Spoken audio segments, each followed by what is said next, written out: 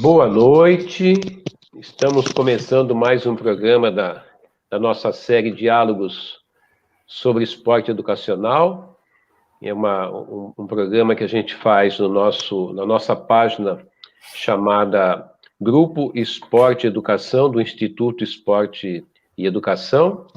E hoje nós estamos recebendo o professor muito conhecido, né, provavelmente de todos vocês, professor Wilton Carlos de Santana, que tem um trabalho de décadas, né, no esporte educacional, com foco no futsal, e ele vai conversar com a gente hoje, né, e é meu amigo, além de ser colega de trabalho, é meu amigo, foi meu aluno, e nos acompanhamos há muito tempo, confio demais no trabalho dele. Então, boa noite, Wilton. Suas palavras iniciais aí. Boa noite, João e colegas, né? Eu imagino que tenham muitos colegas de profissão, professores de educação física, treinadores, treinadoras, professoras. E para mim é um privilégio estar contigo, sempre é. E para mim nunca é um lugar comum também a gente falar de esporte na perspectiva educacional. Sobretudo hoje, né, João? Nós precisamos falar de educação diariamente. Educação é que nem amor, né? Que nem solidariedade, né? Nunca é demais. Até a água pode ser demais, mas a educação não. E vamos começar então falando do nascimento para você do esporte educacional. Eu imagino que o esporte educacional começou para você quando você era menino, né? E eu vou até pedir para colocar aqui a foto de quando você era menino, para as pessoas te conhecerem, para saberem quando tudo começou, para você falar um pouco para a gente dessa época, né? Você sabe, João, que é verdade, mas essa elaboração de que o esporte, para mim, foi e é ainda, talvez, o maior veículo de educação que eu tive, ou seja, fazendo esporte eu saí do anonimato social. Eu fui elaborando isso ao longo do tempo, né? Então, por exemplo, o esporte educacional, enquanto uma dimensão esportiva, eu aprendo com você, eu aprendo ali no começo da década de 90, quando você, junto com outros atores, começam a publicar em esporte educacional, começam a falar de esporte educacional. Mas naquela foto, em particular, eu fui elaborar depois, já maduro, que o esporte ele foi esse início de tudo para mim. Eu até te confesso, João, que quando eu era criança, eu achava que viver era jogar futebol. Viver era brincar, não só jogar futebol, mas futebol era brincadeira, a bola era o brinquedo preferido, e era o brinquedo que os meninos tinham, né? De uma forma ou de outra, era o brinquedo que os meninos tinham ou faziam. E eu vejo que assim, a impressão que eu tenho é que nas pausas eu fazia outras coisas, como, por exemplo, me alimentar, ir na escola e tal. Mas a minha vida era jogar futebol, era brincar, era essa a minha vida. Se alguém me perguntasse, eu diria que viver era jogar bola na rua, era brincar, viver era brincar. E nas pausas eu fazia outras coisas, as obrigações, como, por exemplo, ser filho. Uhum. Eu não sei como foi para você, mas para mim era isso. Depois a gente vai tanto é assim, João, que eu acho que permaneço no esporte, mas, não sei, evidente, não de forma consciente, mas elaborando, eu avalio que eu permaneci no esporte. As pessoas dizem que é por causa da minha mãe, do meu pai, que eles jogavam. Minha mãe era professora de educação física, mas eu acho que não, eu acho que eu permaneço no esporte, associado ao esporte, porque aquilo era a minha vida. Então, de alguma forma, eu tentei, e tento até hoje, prolongar isso, prolongar a minha infância, continuar jogando. continuar me divertindo. Embora hoje seja muito difícil fazer isso, muito mais difícil do que era naquela época. Sobretudo nesse contexto social que a gente vive, que eu tenho uma enorme dificuldade de me movimentar nele.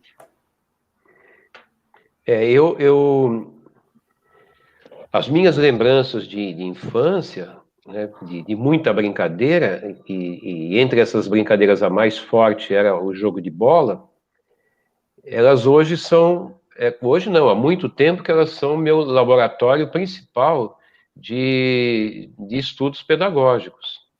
Você também prolongou a infância, então. Da onde vem dos livros e tal? Sim, vem dos livros e tal, mas a minha infância foi tão rica de brincadeiras que elas são um laboratório de pesquisa para mim, né? Porque eu não jogo bola, nunca joguei bola suficientemente bem para ser um craque de bola, para ser profissional. Mas a minha experiência de jogar bola como menino foi tão rica quanto de qualquer craque de bola, né? Não importava se jogava bem ou mal. Eu imagino que para você foi algo parecido, né? Muito Embora parecido. Você foi praticamente um profissional, né? Eu acabo jogando, mas observe que o que me leva a jogar não era o desejo de ser um jogador de futebol e porventura, ganhar dinheiro, como hoje eu vejo assim. Treinando jovens, eu percebo que a coisa mudou muito. Mas para mim era... Porque a minha vida era fazer isso. Então eu queria prolongar o máximo que eu pudesse. Continuar fazendo isso. Naquela foto que o Doro colocou, atrás de mim tem o meu pai, que foi o sujeito que também... É o meu pai atrás. O adulto na foto é meu pai. Ele está com a minha irmã no colo. E eu sou esse menino aí que talvez as pessoas não reconheçam, mas eu sou esse menino aí que está com a camisa do Corinthians. O meu pai me apresenta a rua. Meu pai me leva para a rua. E rua no sentido de tudo que eu encontrava fora da minha educação familiar. Então, a rua me educou também. A minha perspectiva que eu tenho do esporte, porque na rua você joga com todos, né, cara? Você joga com quem é da sua idade e com quem não é da sua idade. Você joga com quem joga bem e com quem não joga bem. A rua tem isso. Então, a rua foi um cenário educacional para mim. Tanto quanto o esporte que a gente fazia na rua. Então, todo esporte, para mim, né, todo esporte é educacional. Tudo é educacional.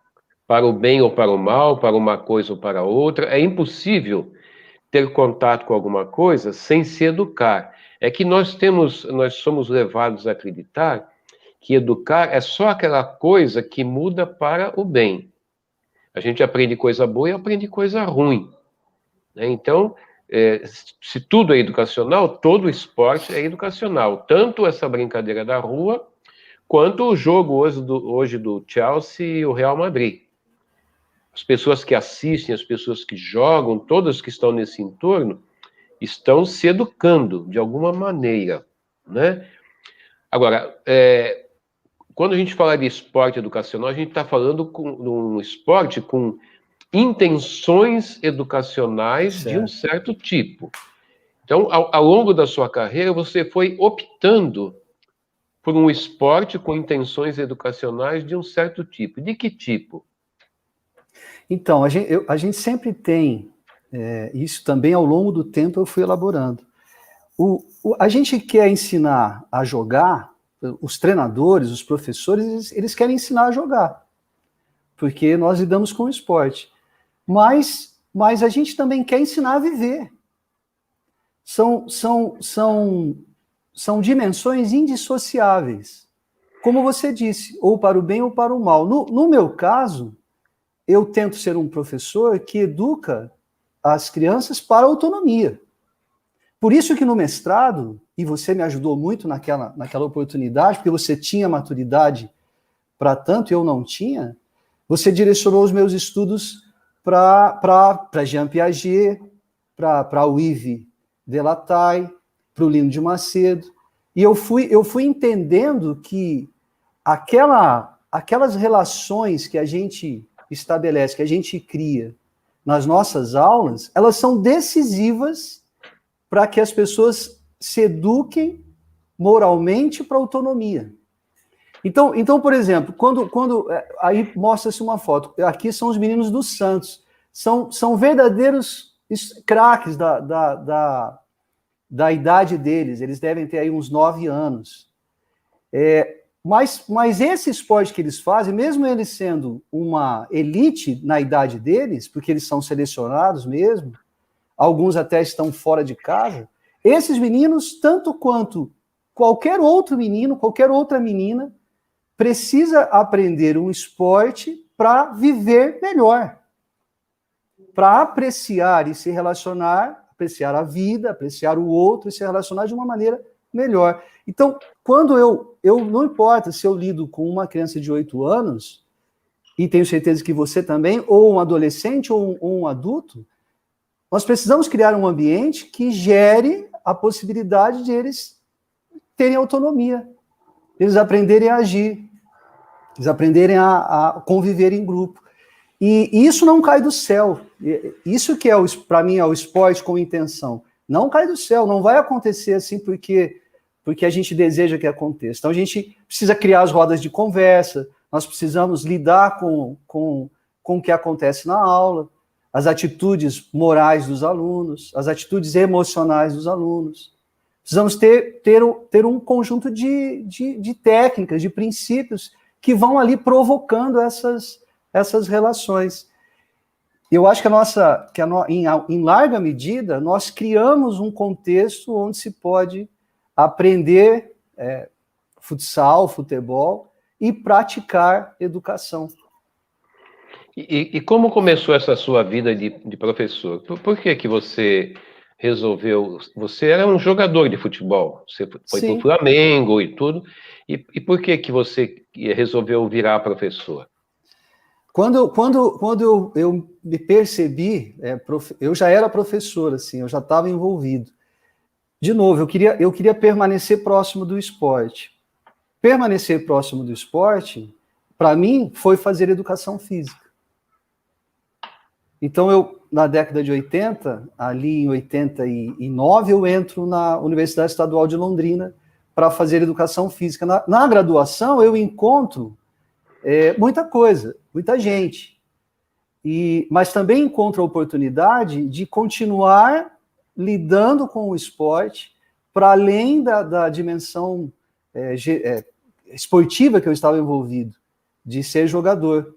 Por exemplo, eu encontrei o João Bosco da Silva, teu amigo, meu amigo, e o João contribuiu muito para que reforçou em mim essa intenção de que, essa ideia que eu tinha de que fazer esporte era divertir-se e também aprender a viver, aprender a conviver.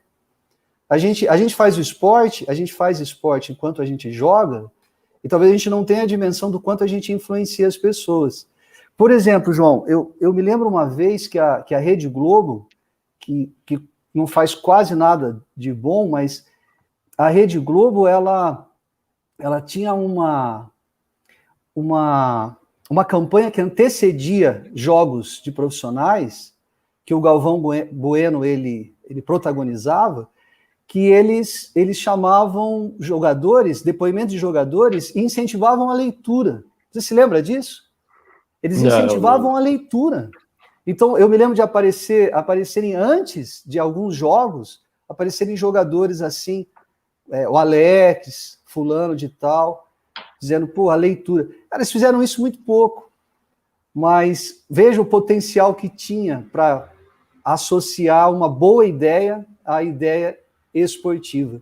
Então, quando eu me vi, eu já estava no meio...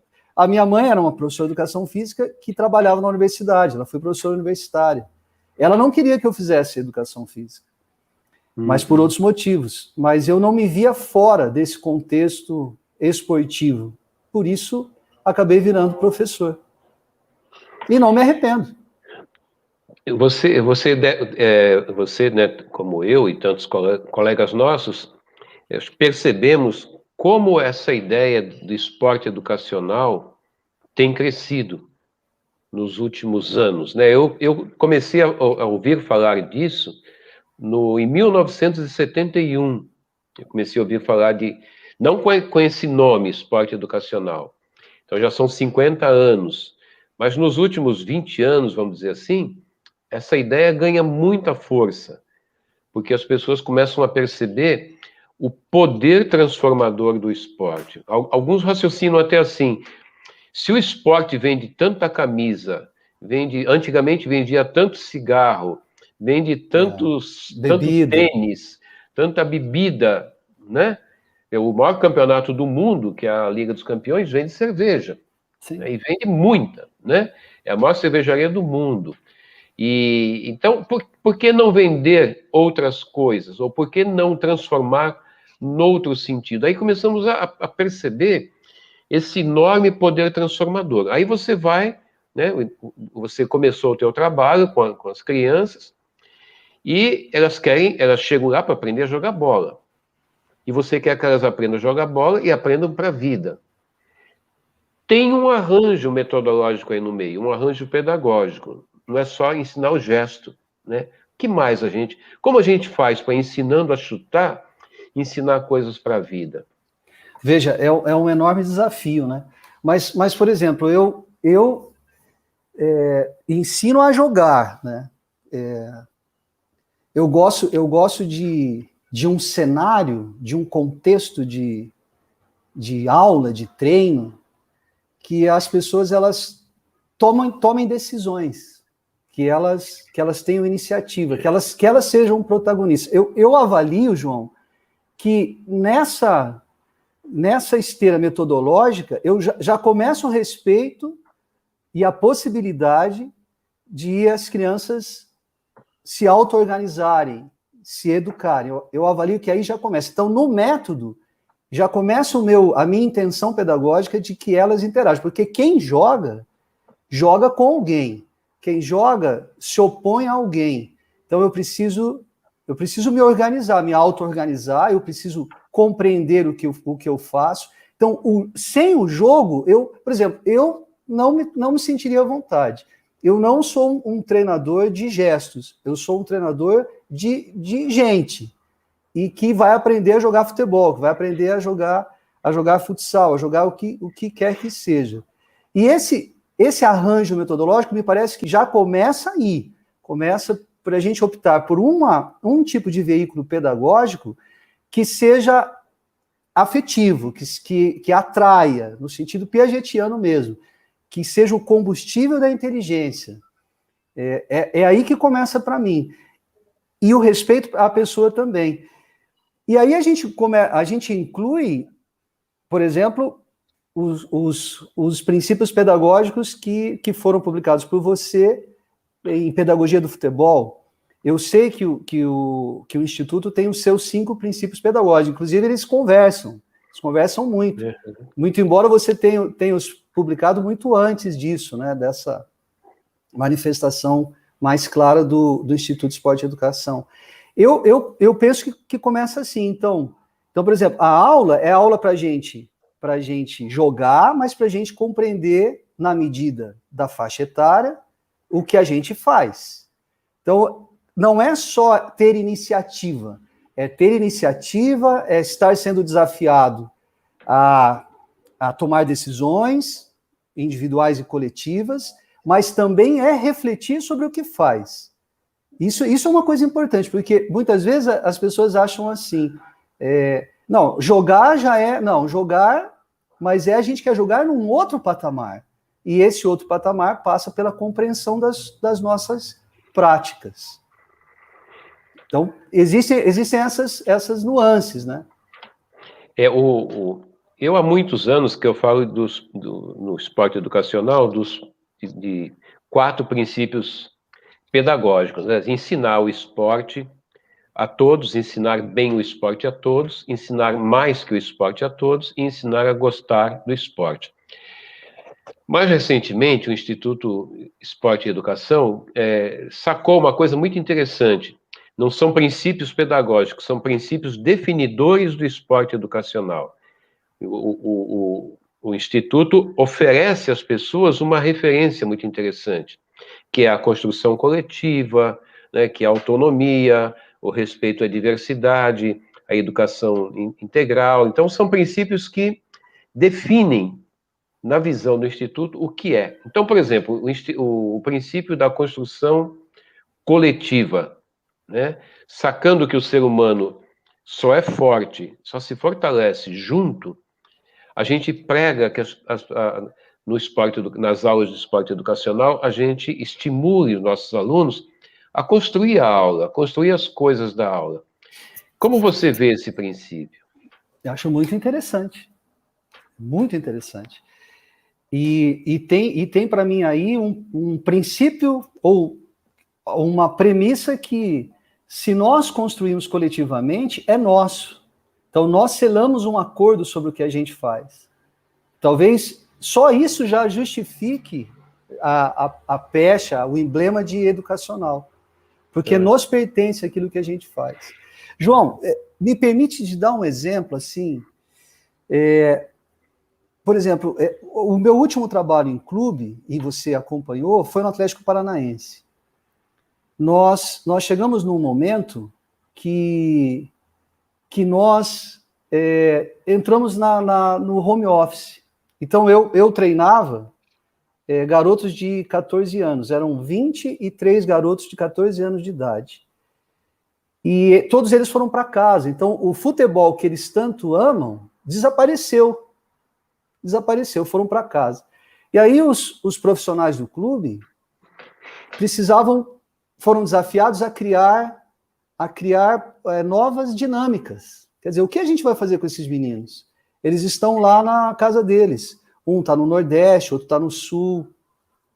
E aí, o que eu propus? Conversando com uma colega, que ela era uma pedagoga, eu falei assim, olha, por que a gente não faz um desafio com leitura? Mas o que a gente vai ler? Eu falei, vamos ler crônicas sobre futebol.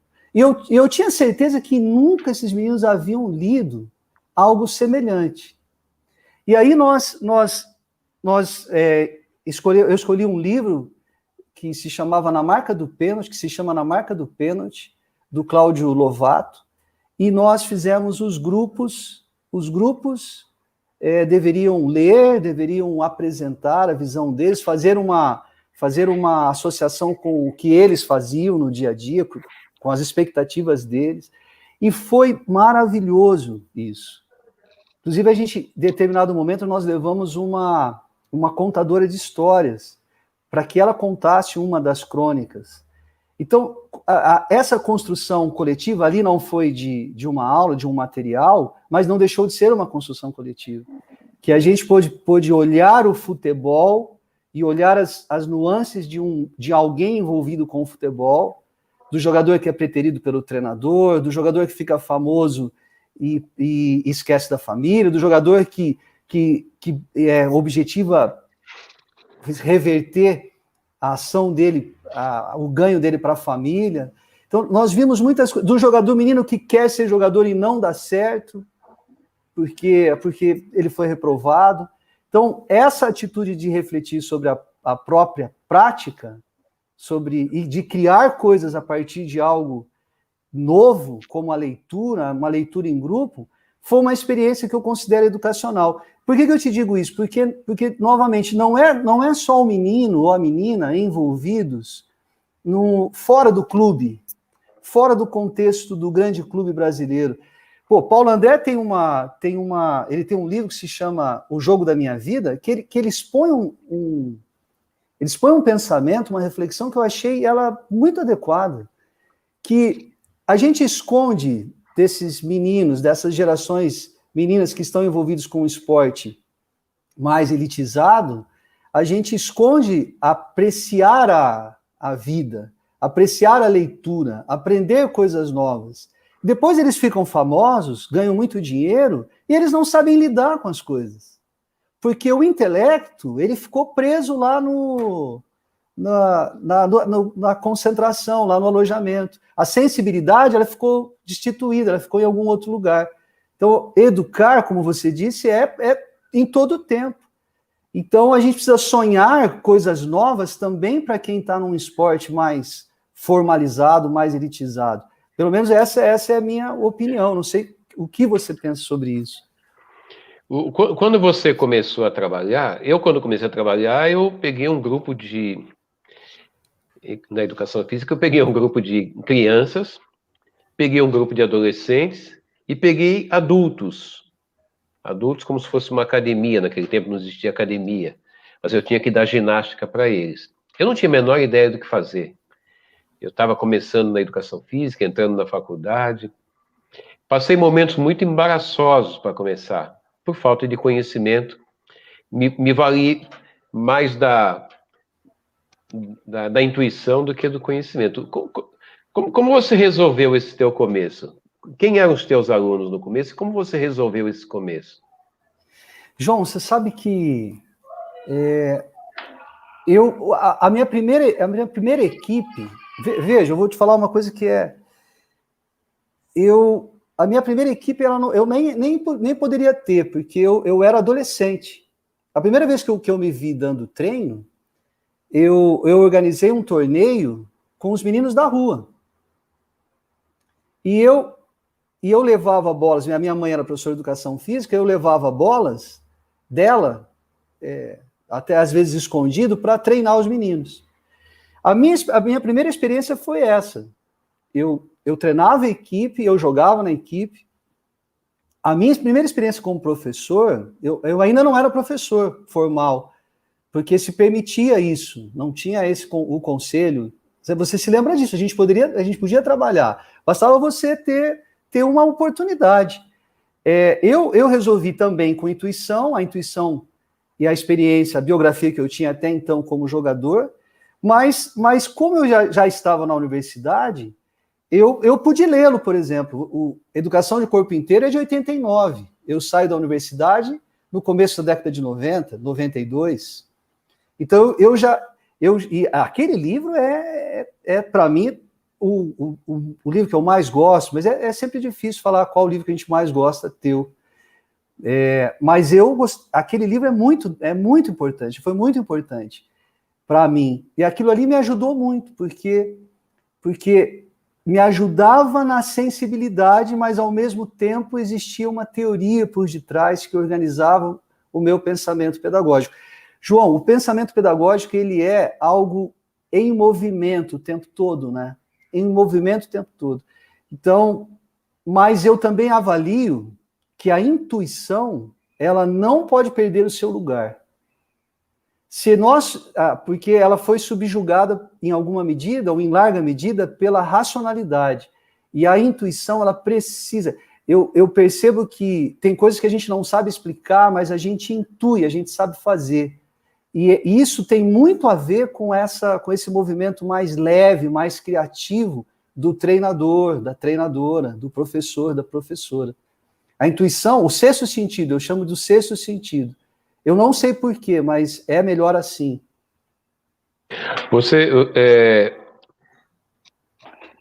A gente lidando com esporte, com criança, com meninos e meninas por aí, né? Que foram nossos alunos.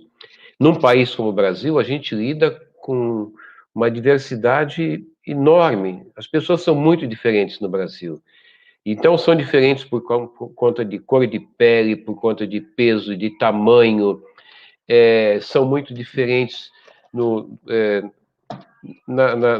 comportamento social, sexual, de todas as maneiras, né? Elas são muito diferentes.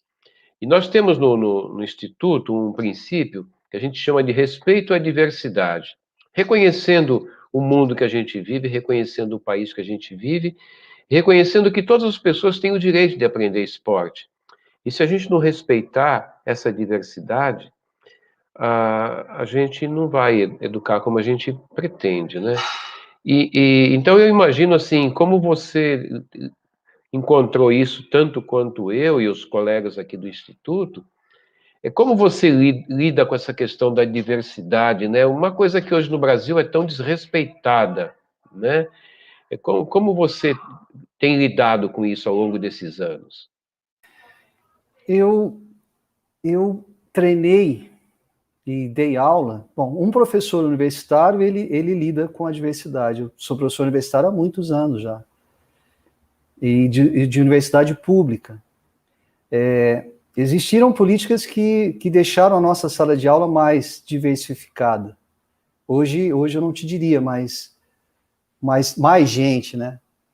Mais gente diferente desse sujeito elitizado, muitas vezes, que a gente tem na universidade. Então, você tem mais a presença do negro, mais a presença de pessoas que têm deficiência, mais a presença do índio, mais a presença do sujeito que ele é um ex-presidiário, ou ainda... Então, a gente acaba lidando com isso. No meio esportivo, essa vivência que eu tive na rua e com as diferentes faixas etárias, elas me livraram, por exemplo, de eu achar que todas as pessoas têm a mesma vida que eu tenho. Que é um princípio simples. Como que eu posso lidar com os demais se eles são diferentes de mim e eu, na expectativa de que eles fossem iguais? Então, eu acho que a rua, em alguma medida, ela me salvou disso. Ela me salvou. E a universidade pública me salvou disso também. Me salva diariamente disso também. Por exemplo, João, às vezes eu percebo, nesse momento de pandemia, nós precisamos lidar com coisas inusitadas, que não aconteciam. Porque as pessoas estão dentro de casa, tendo aula remota, e elas têm dificuldades. E aí eu percebo que alguns professores não têm sensibilidade para isso. Não têm sensibilidade para lidar com o inusitado, que é nesse universo da diversidade. Não tem. Mas a gente precisa aprender a lidar diariamente com a diversidade. Eu, por exemplo, acho espetacular o trabalho que vocês fazem no Instituto. Porque eu fui um aluno que não era do Instituto Esporte Educacional, mas era da caravana do esporte educacional, e você foi meu professor naquela oportunidade. Vocês iam para cidades diferentes, ficavam uma semana, até talvez um pouco menos, um pouco mais, eu não me lembro, mas acho que era a semana toda, ensinando a perspectiva de uma outra forma de encarar o esporte. E aí vocês lidavam com os professores que de algum modo iam compartilhar esse novo conhecimento, essa nova visão, nos ambientes que eles estavam envolvidos. Essa ideia eu achei maravilhosa. Eu estou dizendo aqui de 1996, 7, talvez, não foi isso? E aí depois, para minha surpresa, não, primeiro, isso acabou, foi se transformando em outras coisas dentro do Ministério. Aí depois, para minha surpresa, aparece o Instituto Esporte e Educação. Cara, que coisa incrível, cara.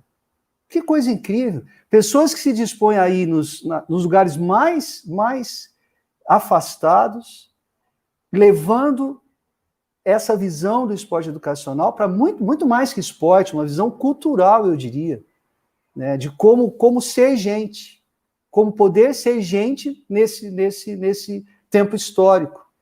E o efeito disso, a gente nunca vai conseguir mensurar.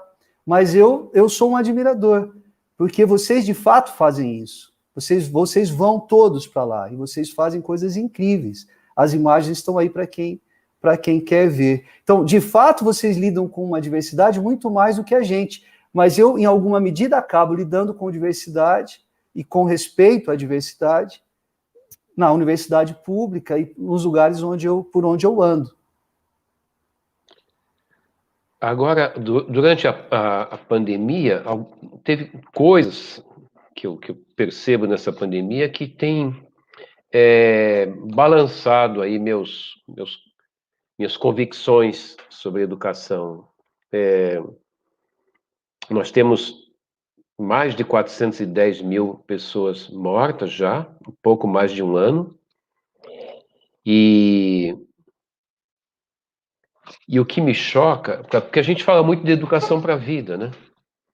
Porque o esporte educacional é para educar, não só para aprender o gesto esportivo, mas para aprender para a vida. Isso inclui dar valor à vida. E nós estamos assistindo um país que vê 400 mil pessoas morrer com uma certa indiferença.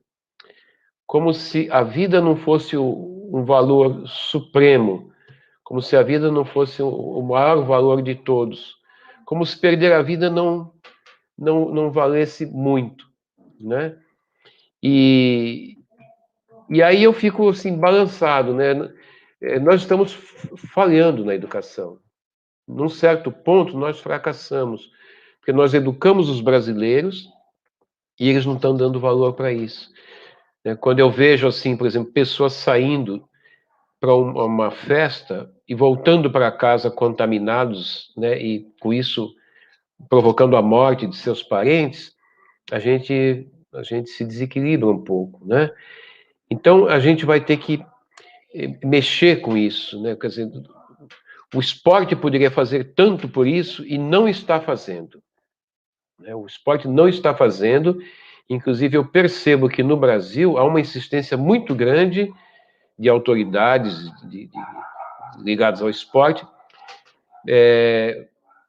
dizendo que o esporte não pode ser politizado, que o esporte, as pessoas do esporte não podem ser políticas, né?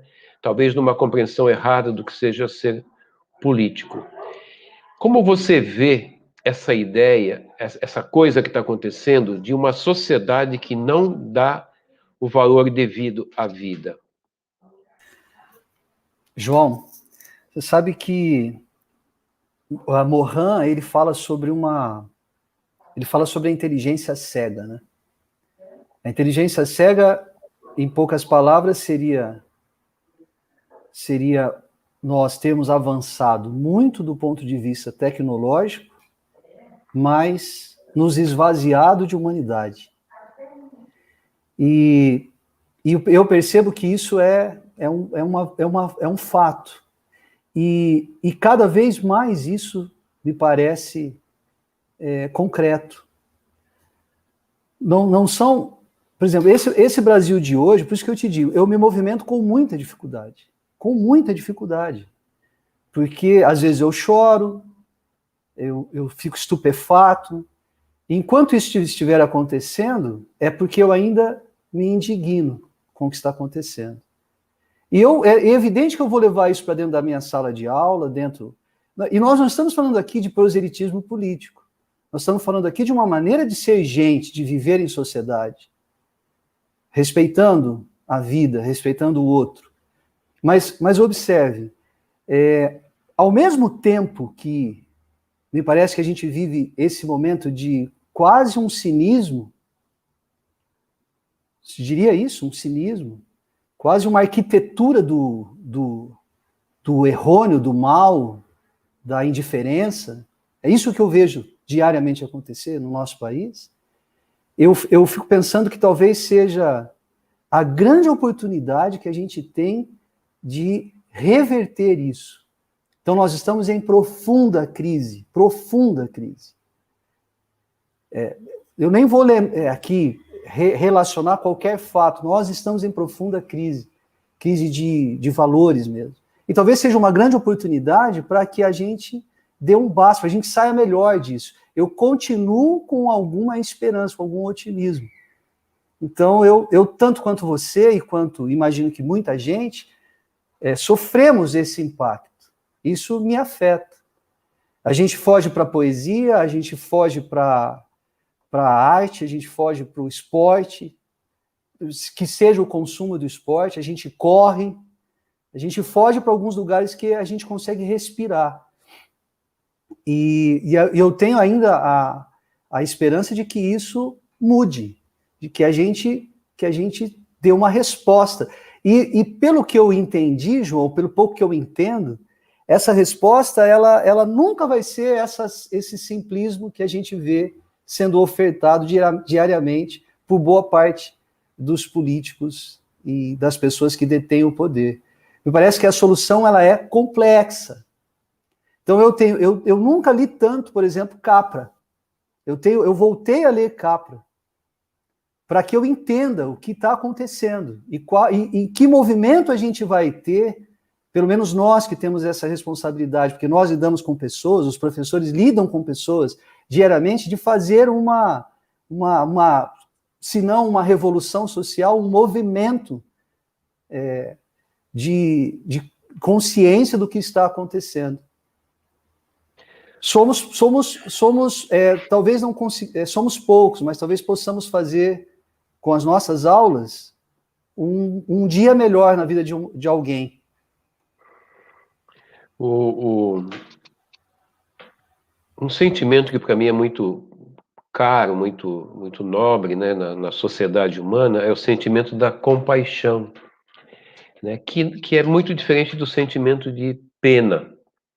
Né? O compassivo, a pessoa que sente compaixão, é aquela pessoa que adquiriu a capacidade de ser o outro, sentir como o outro, sentir o sofrimento do outro. Então, você está sofrendo, eu me coloco no seu lugar e sinto o seu sofrimento. Nunca vou sofrer como você, mas eu chego ao ponto de me colocar, né? É aquela história dos africanos, do Ubuntu, né? Eu sou eu em você, você é você em mim. Então, a gente tem o sentimento da compaixão, que é eu me colocar no seu lugar quando você está sofrendo.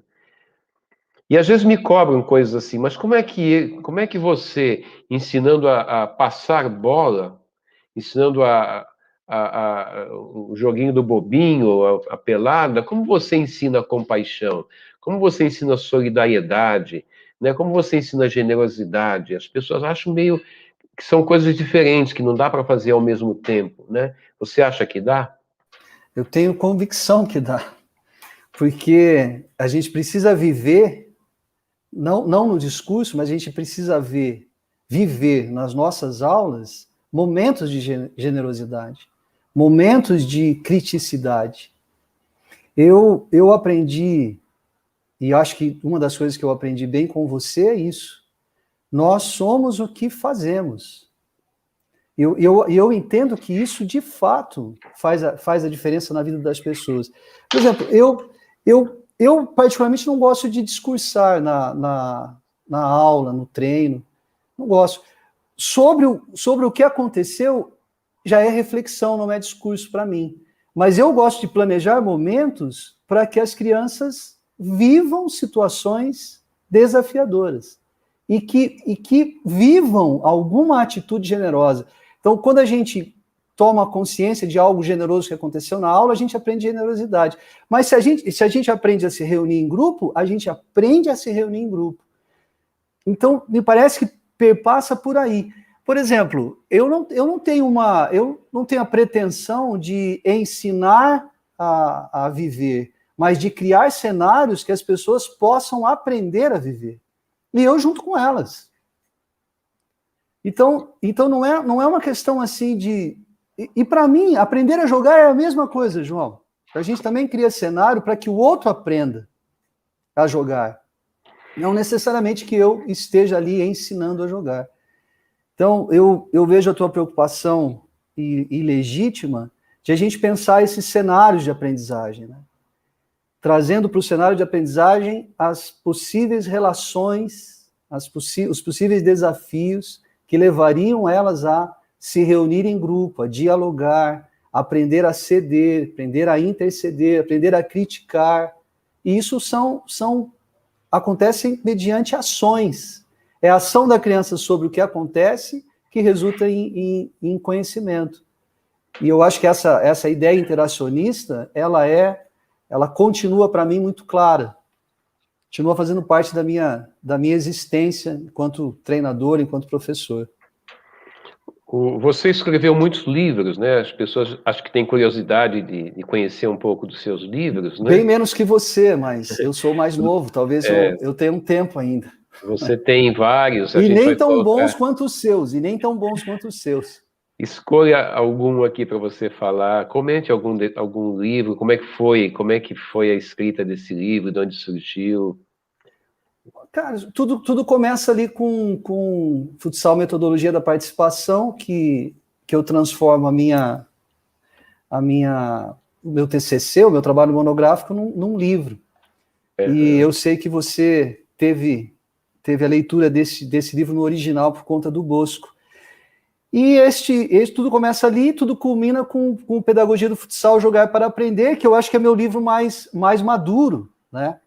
Porque eu também já são 30 anos ensinando, né, João? Porque eu estou com 51, são 30 anos ensinando. Então, Jogar para Aprender, eu queria até algum título diferente, e eu acho que o Jogar para Aprender ficou... Acho que a gente joga para aprender muita coisa, inclusive a viver. Se a gente pudesse viver o universo do jogo, sempre, nas nossas relações, não só esportivas, se nós nos lançássemos mais, talvez aprenderíamos a viver melhor. Mas eu queria, até é uma surpresa para você, eu queria compartilhar que eu acabo de escrever um novo livro. E dessa vez eu fiz algo diferente, João. E tem tudo a ver com o tema, com o esporte educacional. Eu escrevi um livro de crônicas, das quais algumas eu me orgulho do que fiz, outras eu não me orgulho do que fiz, mas que retratam muitas passagens, são 31 episódios, 31 crônicas, da minha atuação, da minha interação com pessoas que eu treinei, desde crianças até jogadores adultos. E tudo isso motivado por um diálogo numa dos cursos, das aulas que a gente, quando podia se aglomerar, a gente fazia, quando uma professora, eu desafio ele dizendo assim, o que a gente aprende competindo? O que a gente aprende?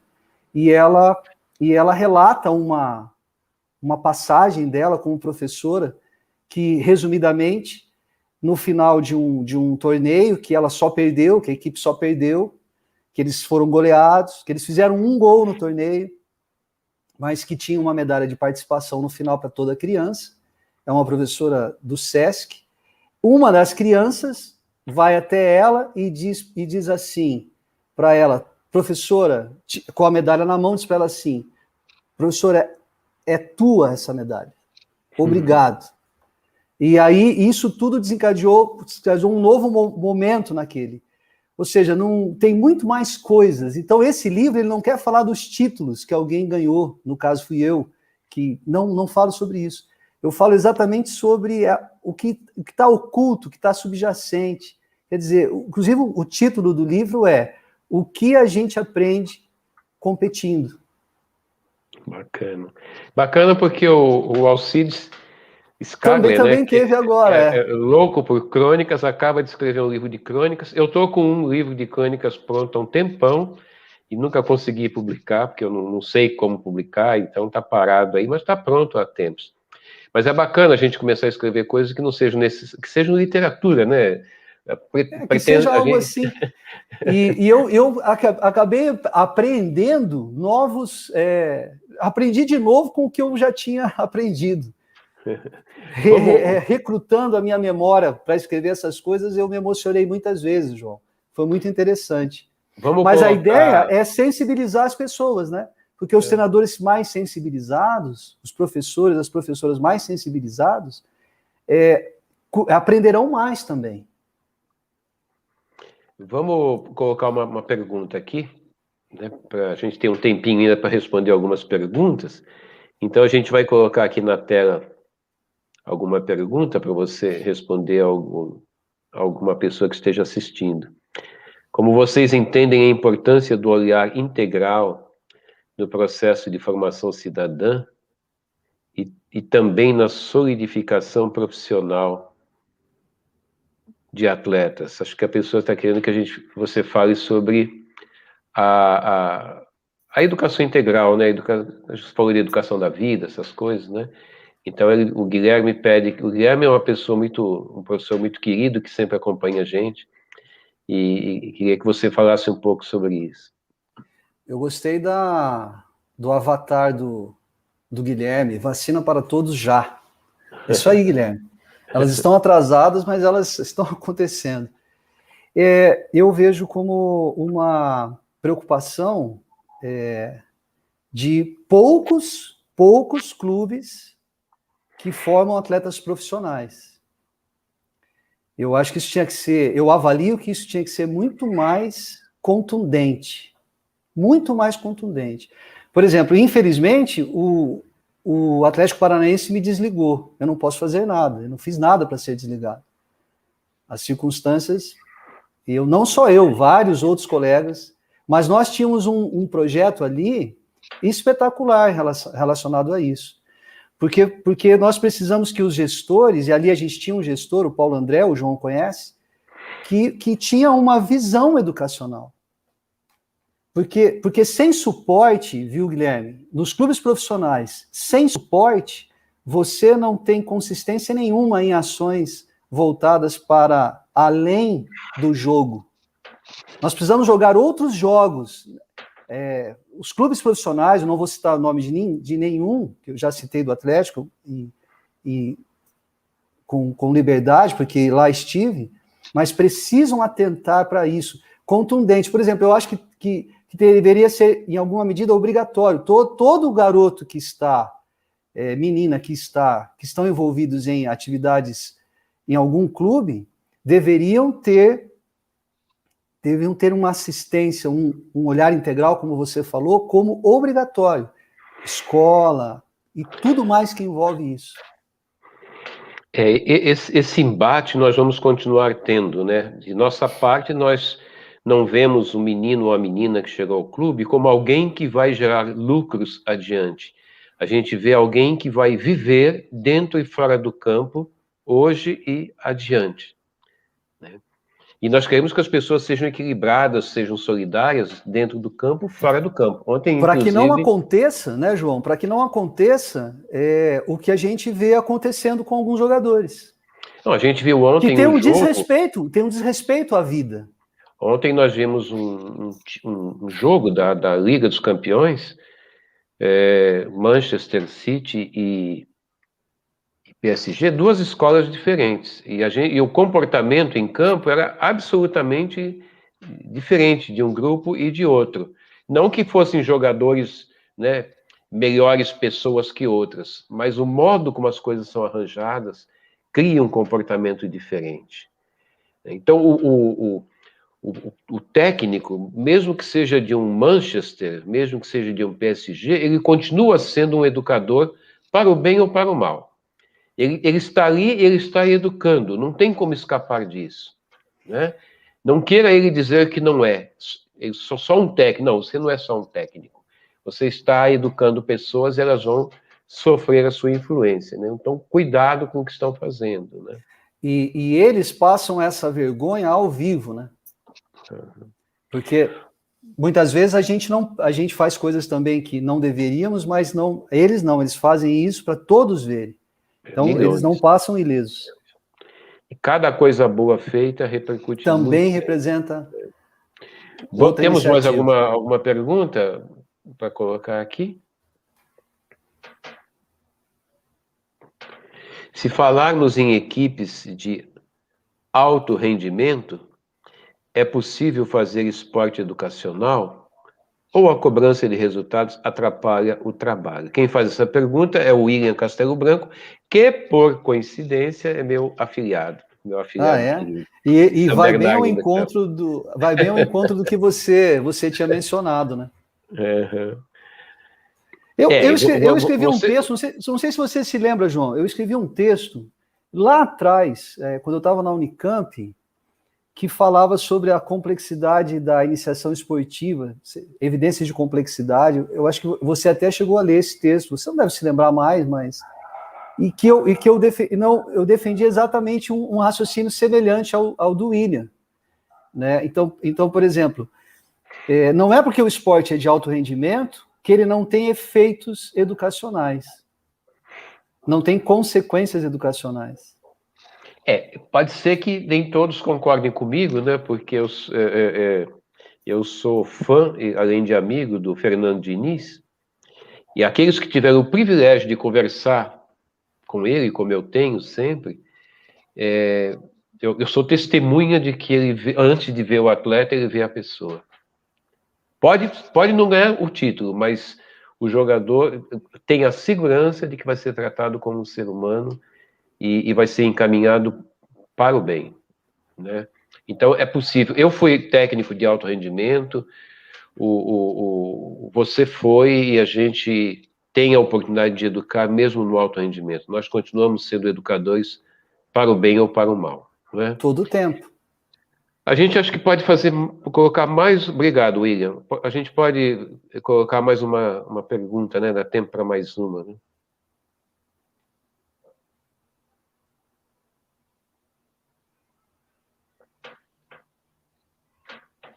Vocês acham, é do Denis, vocês acham que os clubes deveriam cobrar dos seus atletas menores de idade a permanência na escola, principalmente dos adolescentes?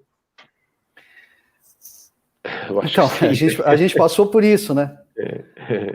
Por exemplo, quando eu joguei, isso, né? Olha, quando eu joguei no Flamengo, eu joguei na adolescência, entre 85 e 88, começo de 88. Nós éramos obrigados a estudar. Os meninos que estavam de outras cidades, como era o meu caso, que moravam no alojamento, nós éramos obrigados a estudar. Então, eu treinava durante o dia e, de noite, eu ia para a escola. Eu estudava numa escola em Cascadura, que ficava próximo da Praça Seca, em Jacarepaguá, onde eu morava. E vários colegas meus foram. Um deles não gostava de estudar, eu me lembro bem. Esse que não gostava de estudar virou meu melhor amigo.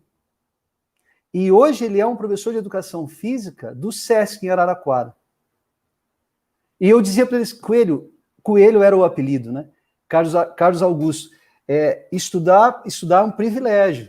Por quê? Porque na minha casa eu sempre estudava. Então, quando eu penso aí, Denis, eu entendo que sim. Exatamente isso. A gente precisa ser contundente e não negociar educação. Né? Aí, instrução, que seja, mas não, a gente tem que ampliar horizontes. Um tributo à abertura de possibilidades. Então, estudar, estar numa escola é fundamental, é inegociável para mim. Na década de 1960, a pessoa que arrumou o meu primeiro emprego em 1971 já tinha um projeto de futebol, um projeto social, chamado Bola nos Pés, Livro nas Mãos.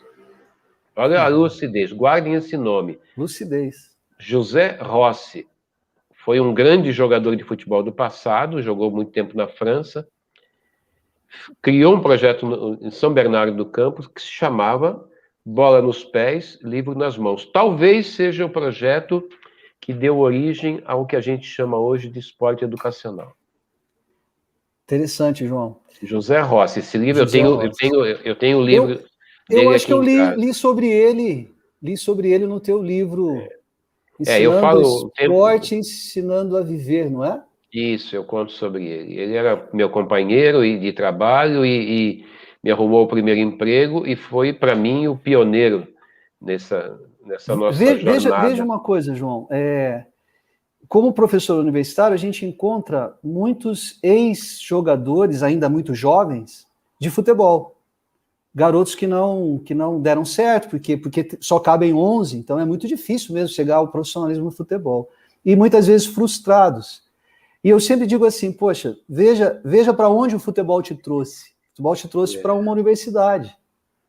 A tua paixão pelo jogo, você pode não ter sido o jogador que você queria, porque realmente é muito difícil, mas você está aqui, na universidade. Então muitas vezes quando eu penso que os jogadores eles precisam estar em outros ambientes, além do ambiente esportivo, é para que eles aprendam outras coisas. Não é para aprender só algo específico, seja na matéria que for. É para estar com uma vida social. Porque o jogador ele fica dentro de um alojamento, ele fica hipotecando a sua expansão. Então ele vai para lá, ele pode, inclusive, conhecer a esposa da vida dele, a mulher da vida dele, os melhores amigos podem estar fora do âmbito esportivo, precisa ampliar. A gente não pode ficar condensado num lugar, eu preciso expandir. E o estudo, para mim, faz parte dessa vida social, moral e também educacional, também instrutivo. Bom, Wilton, uma hora voou, né? Uma hora voou. Então, nós estamos chegando ao fim. Nosso limite aqui é às 20 horas. E é tão bom conversar com você, né? Eu tenho a sorte, né? Os outros daqui, a maioria não tem, conversar. Eu vou te visitar, hein, João? Você se prepara aí. Eu já tomei a vacina e venha.